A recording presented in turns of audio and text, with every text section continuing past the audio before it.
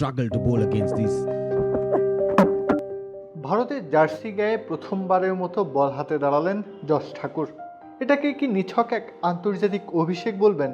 বাবাকে দেওয়া শেষ প্রতিশ্রুতি পূরণের গল্পকে সাধারণ এক অভিষেক বলা কোনো মতেই সমীচীন নয়।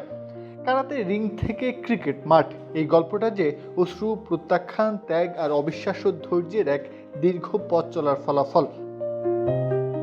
যে যশ ঠাকুরকে ভারতীয় দলের নতুন পেসার হিসেবে দেখছে ক্রিকেট বিশ্ব, তার যাত্রাটা শুরু হয়েছিল কারাতের রিংয়ে। ক্রিকেটের আশেপাশেও ছিলেন না তিনি। যশের বাবা রবি সিং ঠাকুর ছিলেন মহারাষ্ট্রের স্টেট লেভেলের কারাতে চ্যাম্পিয়ন। স্বাভাবিকভাবেই ছেলেকেও নিজের পথে হাঁটাতে চেয়েছিলেন তিনি।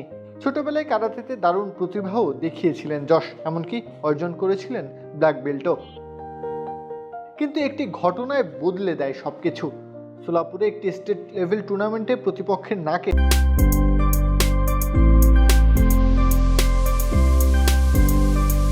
ভুলবশত লাথি মেরে গুরুতর আহত করেন যশ।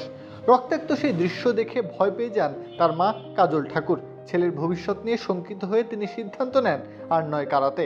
এরপরই যশের হাতে তুলে দেওয়া হয় ক্রিকেট ব্যাট আর বল।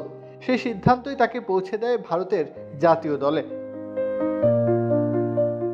তবে ক্রিকেটের পথও তার জন্য মোটেও সহজ ছিল না। বিদর্ভের বয়সভিত্তিক ক্রিকেটে বারবার উপেক্ষিত হয়েছেন তিনি। জুনিয়র টুর্নামেন্টে একের পর এক ম্যাচে একাদশের বাইরেই বসে থাকতে হয়েছে তাকে।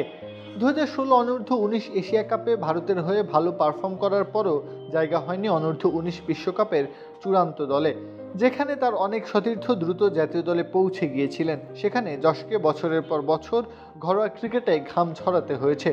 প্রতিটি প্রত্যাখ্যানকে তিনি বানিয়েছিলেন নিজের শক্তি। এই দীর্ঘ যাত্রার সবচেয়ে বড় শক্তি ছিলেন তার বাবা। মধ্যবিত্ত পরিবারের সীমিত সামর্থ্য নিয়েও কখনো ছেলের ক্রিকেটের স্বপ্নে অর্থের অভাব হতে দেননি রবি সিং ঠাকুর। নিজের প্রয়োজন বিসর্জন দিয়ে ছেলের ব্যাট, বল, কিট আর অনুশীলনের খরচ জুগিয়েছিলেন খুব নীরবে। কিন্তু 2023 সালে সেই মানুষটি পৃথিবী ছেড়ে চলে যান। বাবার মৃত্যু যেন মুহূর্তেই ভেঙে দেয় যশকে। তবুও থেমে যাননি তিনি, কারণ তিনি জানতেন তার বাবার সবচেয়ে বড় স্বপ্ন ছিল একটাই, একদিন ভারতের জার্সিতে ছেলেকে খেলতে দেখা। সেই স্বপ্নকেই বুকে নিয়ে আবার মাঠে ফেরেন যশ। এরপর নেওয়া প্রতিটি উইকেট যেন হয়ে ওঠে বাবার উদ্দেশ্যে এক একটি নীরব শ্রদ্ধাঞ্জলি। 2017 সালে বিদর্ভের হয়ে লিস্টে অভিষেকের পর ধীরে ধীরে দলের প্রধান অস্ত্র হয়ে ওঠেন তিনি। 2021-22 বিজয় হাজারে ট্রফিতে মাত্র 7 ম্যাচে 18 উইকেট নিয়েছিলেন টুর্নামেন্টের সর্বোচ্চ উইকেট শিকারী। সেই পারফরমেন্সই খুলে দেয় আইপিএলের দরজা।